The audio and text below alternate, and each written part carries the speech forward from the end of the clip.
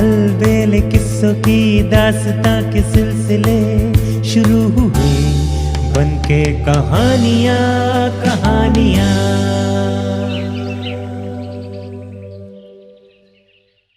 आइए सुनते हैं आज की कहानी मेहनत की रोटी।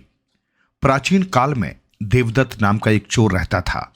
वो छोटी मोटी चोरियां करके अपना भरण पोषण करता था। एक बार जब वो एक सेठ के घर चोरी करने गया तो सिपाहियों ने उसे घेर लिया। उसके कई साथी पकड़ लिए गए। वो अपनी जान बचाकर भाग निकला। सिपाही उसके पीछे पड़े हुए थे। अपनी जान बचाने के लिए वो एक आश्रम में जा छुपा। जब सिपाही चले गए तो वो आश्रम के स्वामी के पास गया और उनसे अपनी शरण में लेने की विनती की। यद्यपि स्वामी जी उसकी असलियत से परिचित हो चुके थे, किंतु उन्होंने उसे ये सोचकर आश्रम में रहने की अनुमति दे दी कि शायद सुसंगति से वो सुधर जाए। देवदत्त तपस्वियों के वेश में आश्रम में रहने लगा। वो दुराचारी व्यक्ति था। सुसंगति के बावजूद उसके स्वभाव में कोई परिवर्तन नहीं आया। आश्रम के स्वामी जी के पास एक सोने की कुल्हाड़ी थी, जिसे आत्मरक्षा के लिए वे सदैव अपने पास रखते थे।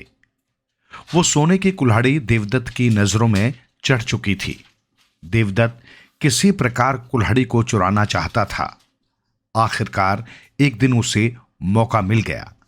जब स्वामी जी सो रहे थे तो देवदत्त ने उस कुल्हाड़ी को चुरा लिया। देवदत्त ने वो कुल्हाड़ी एक थैले में छुपा ली। उसी रात वो आश्रम से चुपचाप निकल गया। अगले दिन प्रातः देवदत्त आश्रम से बहुत दूर जा चुका था। देवदत्त ने सोचा कि वो सोने की कुल्हाड़ी को किसी स्वर्णकार के यहां बेच दे, जिससे उसे धन की प्राप्ति हो सके। ये सोचकर देवदत्त एक स्वर्णकार के पास पहुंचा और सोने की कुल्हाड़ी का सौदा तय करने लगा। स्वर्णकार ने सोने की कुल्हाड़ी दिखाने को कहा। देवदत्त ने जैसे ही कुल्हाड़ी को निकाला, उसके आश्चर्य का ठिकाना न रहा। सोने की कुल्हाड़ी की जगह उसके थैले से लोहे की कुल्हाड़ी निकली। ये देख देवदत्त के पैरों के नीचे की जमीन खिसक गई। उसे यकीन नहीं हो रहा था कि एक रात में इतना परिवर्तन कैसे हो सकता है।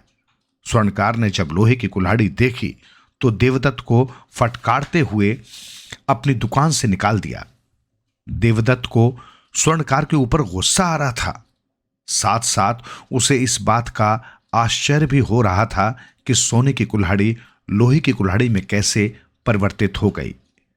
देवदत्त लोहे की कुल्हाड़ी के लिए भटकता रहा, किंतु उसे उसका कोई ग्राहक नहीं मिला।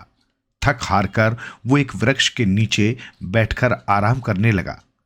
उसे इस बात की चिंता थी कि वो अपनी आवश्यकताओं की पूर्ति कैसे कर पाएगा, और इस बात का दुख भी था कि उसने स्वामी जी को धोखा देकर कुल्हाड़ी चुराई क्यों।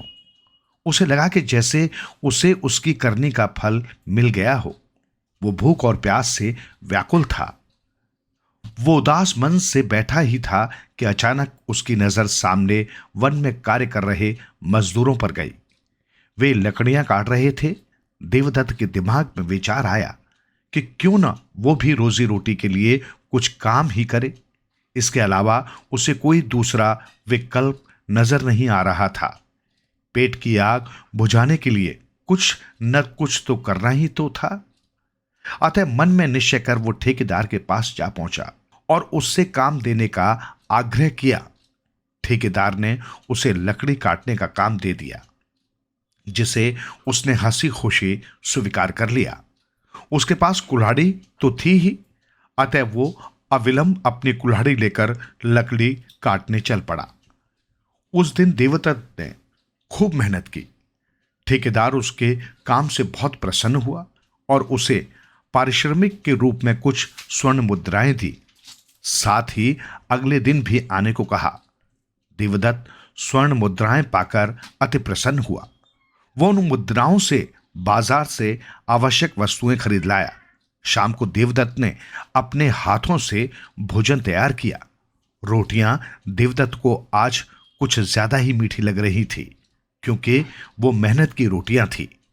उसे ज्ञात हो चुका था कि जो वस्तु मेहनत से प्राप्त होती है वो आत्मा को कितना सुकून व आनंद प्रदान करती है।